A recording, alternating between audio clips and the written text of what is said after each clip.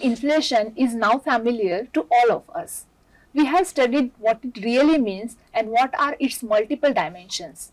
Inflation is a purely economic and monetary phenomenon. However, it has various socio-economic implications.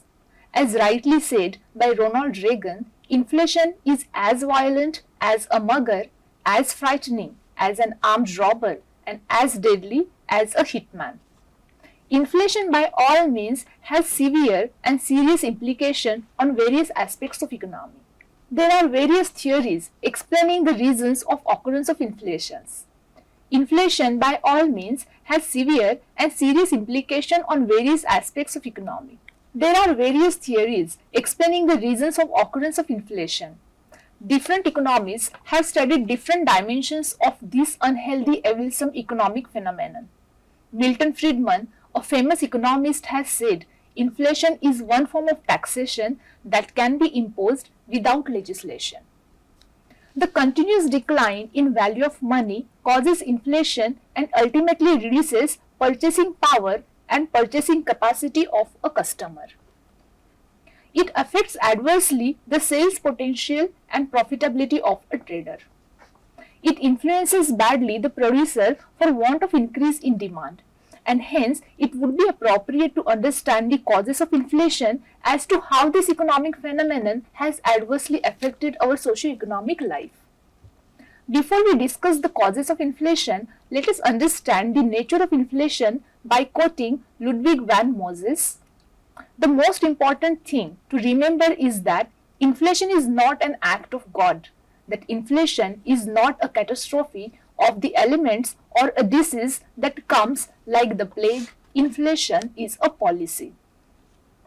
Inflation is an economic evil and complex phenomenon.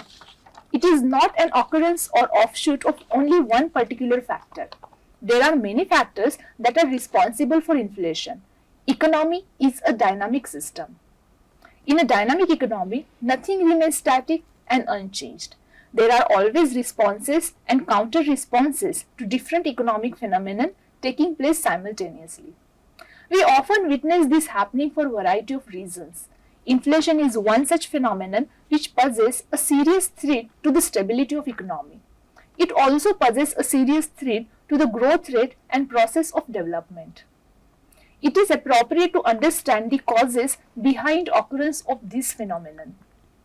After studying trade cycles and economic activities of different countries, economists have come to conclusion that inflation is the result of a variety of similar associated and interrelated factors.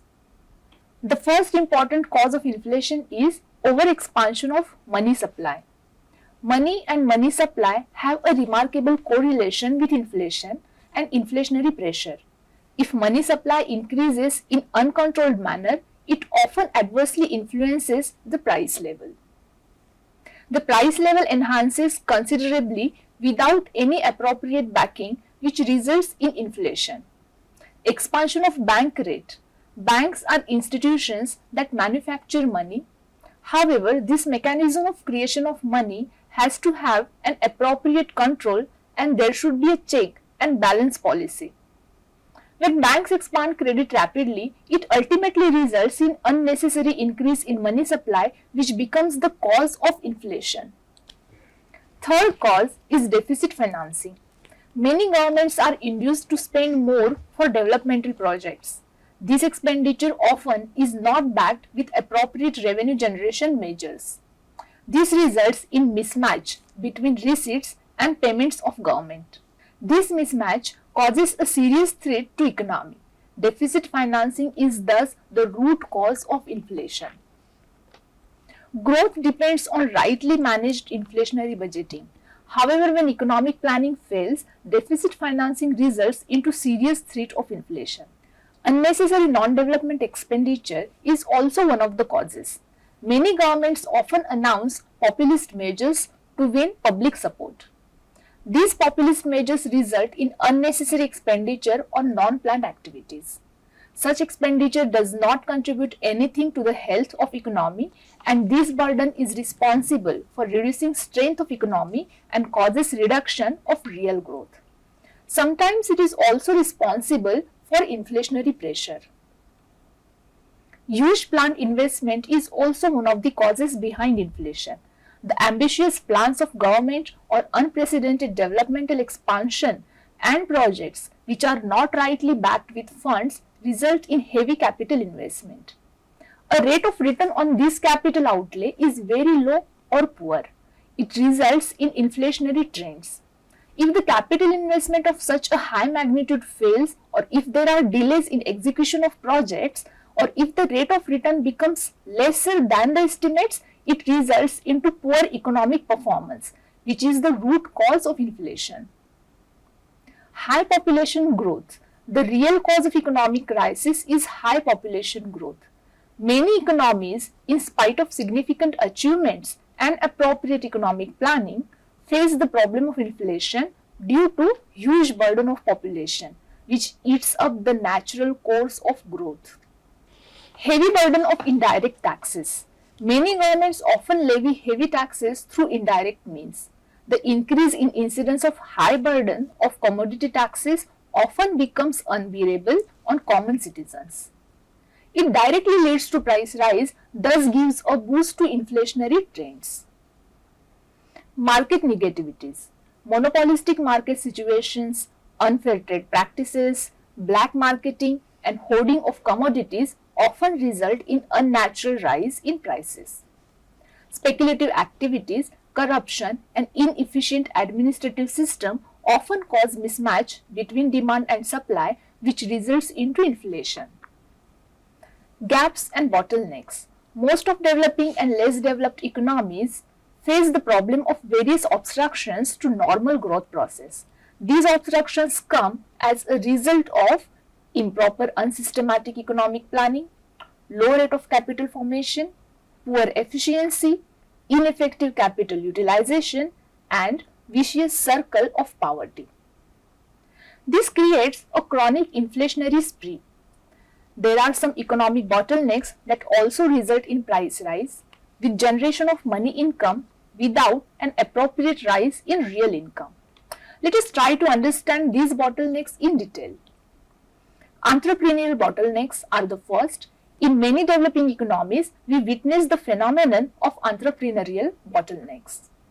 It is believed that in many developing economies, there is an absence of entrepreneurial risks, spirit of risk-taking, and tendency to undertake profit-making business ventures.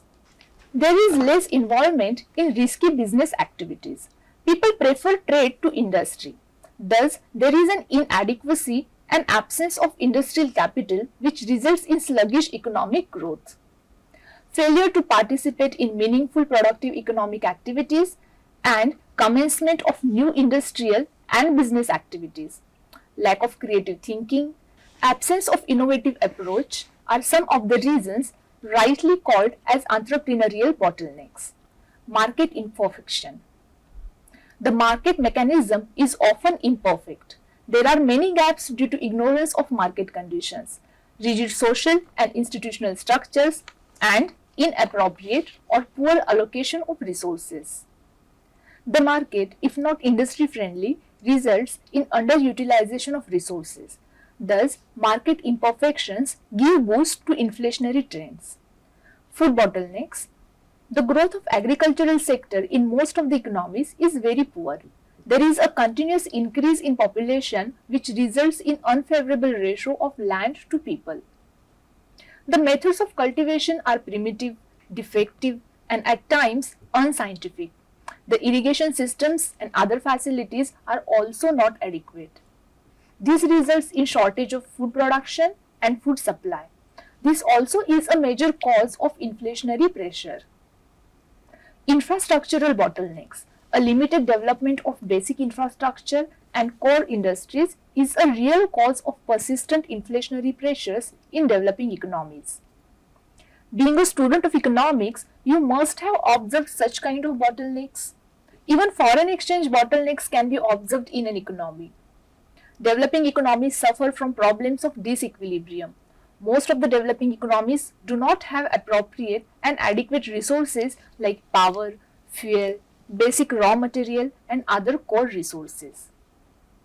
The lack of resources results in poor growth rate of the economy. Many of these resources need to be imported from other countries, which results in outflow of foreign exchange. Increase in imports and lower exports results in fall in the value of home currency. This in turn affects the capacity to grow and maintain stable growth rate. The income saving surplus investment cycle is also adversely affected. Thus, resource gap is the key reason for failure of many economies. It also results in heavy inflationary pressure. Economics is a science with multiple probabilities. Every policy, decision, and system of economics has its own effect on different segments of society. The severity of a wrong economic decision is often realized in the form of variation in trade cycle. Inflation is a monetary phenomenon which occurs due to rapid increase in quantity of money.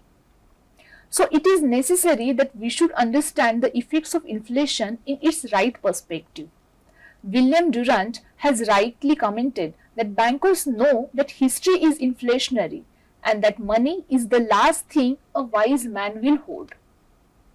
Inflation results in decline in value of money, adversely affecting the purchasing power of the buyer. It makes every saving meaningless because the intrinsic value of money declines. The various implications of inflation on different segments of society is worth understanding. Every financial crisis has its roots in economic events. Inflation is no exception to this. It is one of the root causes of various economic and financial crises. It influences different segments of society in different ways. Effects of inflation are explained here with the help of this diagram. We often classify the effects of inflation in two categories. First category is effect on production and the second is effect on distribution. Let's first understand effect on production. Inflation influences various productive activities of economy. Hyperinflation, that is a very high rate of inflation, discourages every economic activity, thus affecting every kind of capital accumulation process. It gives a serious setback to production cycle. Every decline in production ultimately affects producers, entrepreneurs and businessmen. Ability, courage and willingness to accept risk is withdrawn. Everyone wants to reduce interest in economic activities. Furthermore, inflation results in serious depreciation of value of money. It forces foreign investors to withdraw money from the economy. The domestic investors turn nervous and thus the basic economic and industrial activities are reduced. Their place is taken by speculative activities. Inflation has an enormous strength to disrupt the smooth functioning of price mechanism. It develops a feeling of unrest, confusion and uncertainty in every corner and segment of the economy.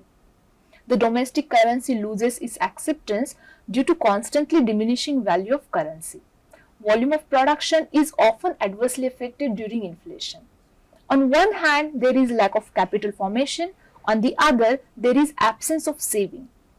Due to this adverse effect on production, uncertainty in market keeps on growing. Every producer and manufacturer finds it difficult to maintain production level. It also becomes difficult to accept new risk of any manner. The production system becomes highly unviable. The quality of production deteriorates during inflation as producers are unwilling to buy high cost raw materials. Also, the buyers are unwilling to buy quality products at high price. Thus, the demand for low quality, low price products increases. Hence, the importance of quality is somewhat lost. Let's now discuss the effects of inflation on distribution. The distribution function of economy has great importance. It is not production which is prime mover of economic resources that alone brings wealth.